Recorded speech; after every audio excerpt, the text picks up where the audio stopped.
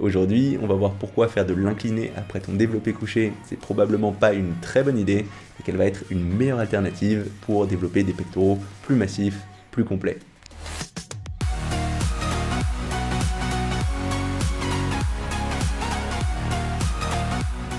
Salut, ici Nico et aujourd'hui je voulais te parler de ce que je pensais être une erreur très répandue concernant les pectoraux ou au minimum quelque chose de très sous-optimal, à savoir le fait d'enchaîner du développé incliné après avoir fait son développé couché. Et oui, c'est vrai, il y a des tas de personnes qui ont des très bons pectoraux qui s'entraînent comme ça, donc ce ne sera pas catastrophique. Si tu es quelqu'un qui a du talent sur ses pectoraux, tu pourras tout à fait t'en sortir malgré ça. Par contre, si tu as du mal à prendre des pecs, il y a fort à parier que si tu fais ça, tu as tendance à tirer une balle dans le pied et que tu pourrais faire des choses beaucoup plus efficaces pour stimuler ces pectoraux. Et pourquoi c'est un problème selon moi? Tout simplement parce que en fait, ce développé incliné, il est très redondant avec ce développé couché. C'est un exercice qui est pas tellement différent et il y a plein de meilleures façons de cibler le haut de pec après avoir fait un gros exercice de presse pour les pectoraux. Et beaucoup de personnes pensent mettre l'accent sur le haut de pectoraux avec ce développé incliné, mais quand on regarde la science, on se rend compte qu'en termes d'activation, il n'y a pas beaucoup plus de la portion claviculaire, ce haut de pec,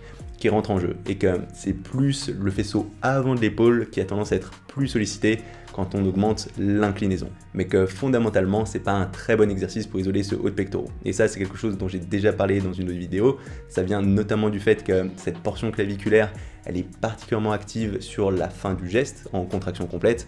Or, il se trouve que sur le développé incliné, c'est là où on a le moins de tension, puisque les bras sont presque parallèles à la pesanteur. Et en plus, l'idéal pour complètement contracter et bien stimuler ce haut de pectoraux, c'est d'avoir un geste avec le bras qui va en diagonale du torse, ce qui n'est pas possible quand on a une barre. Donc concrètement, il va y avoir des meilleurs exercices pour cibler ce haut de pectoraux.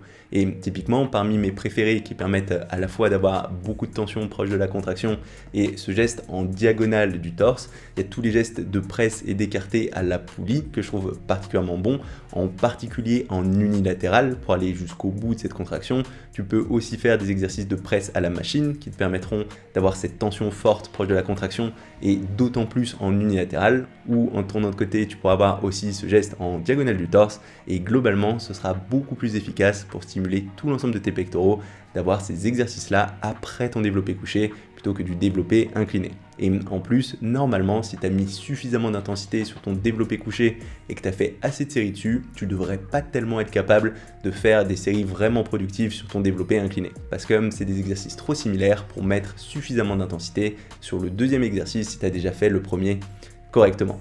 Et si tu veux vraiment faire ce développé incliné parce que c'est un exercice qui marche bien pour toi, je te conseille de le faire à la place de ce développé couché en premier sur une de tes séances. Donc par exemple, si tu entraînes tes pecs 2 fois par semaine, tu peux faire une première séance au cours de laquelle tu commences par ton développé couché, puis ensuite tu fais un des exercices d'isolation pour le haut de pec que je t'ai proposé, puis sur ta deuxième séance, tu commenceras cette fois par ton développé incliné, qui sera ton gros exercice de presse pour l'ensemble des pectoraux, et tu pourras ensuite rajouter à nouveau un exercice qui remet plus l'accent sur le haut de pec.